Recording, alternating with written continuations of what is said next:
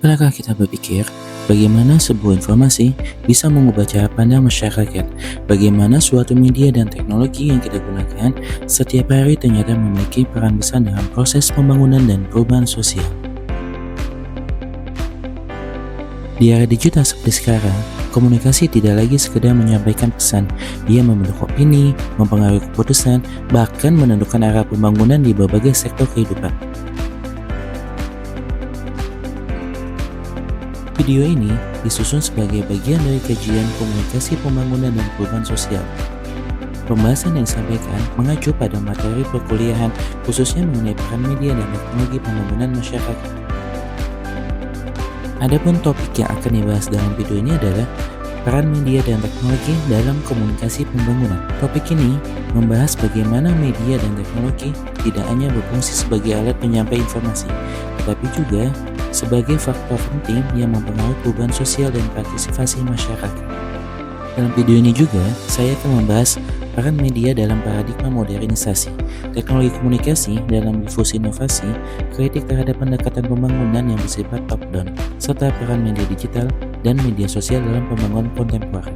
Dalam paradigma modernisasi, media massa diposisikan sebagai motor utama pembangunan. Sebagaimana Daniel Dennett menyebut, media sebagai the great multiple yang melipat gandakan pengetahuan dan orientasi modern masyarakat.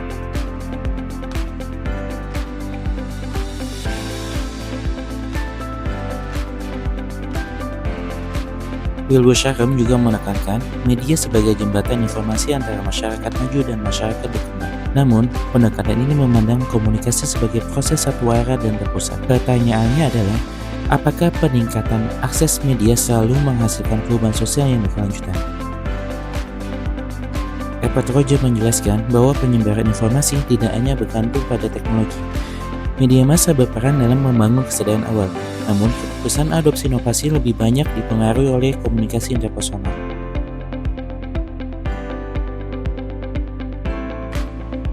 Hal ini menunjukkan bahwa teknologi dan relasi sosial harus dipahami sebagai dua elemen yang sering melengkapi dalam pembangunan. Paradigma modernisasi kemudian mendapat kritik. Luis Ramiro Beltran dan Juan Diaz Bordanet menilai pendekatan ini bersifat top-down dan mengabaikan konteks sosial budaya. Paulo Freire menyebutnya sebagai banking model of communication, di mana masyarakat hanya menjadi penerima pasif. Sebagai respon, berkembang pendekatan komunikasi partisipatoris. Pendekatan ini menempatkan masyarakat sebagai subjek pembangunan, bukan sekedar objek penerima pesan.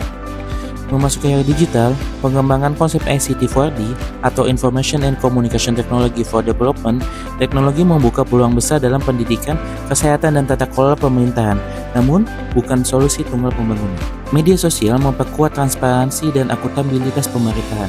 Masyarakat dapat berpartisipasi melalui pelaporan digital, kritik kebijakan, dan pengawasan publik. Dalam pembahasan tersebut, dapat disimpulkan bahwa media dan teknologi bukanlah solusi tunggal dalam pembangunan. Keduanya hanya bermakna jika terintegrasi dengan partisipasi, dialog sosial, dan keadilan akses informasi. Dengan demikian, komunikasi pembangunan perlu dipahami sebagai proses yang kritis, kontekstual, dan berorientasi pada pemberdayaan masyarakat.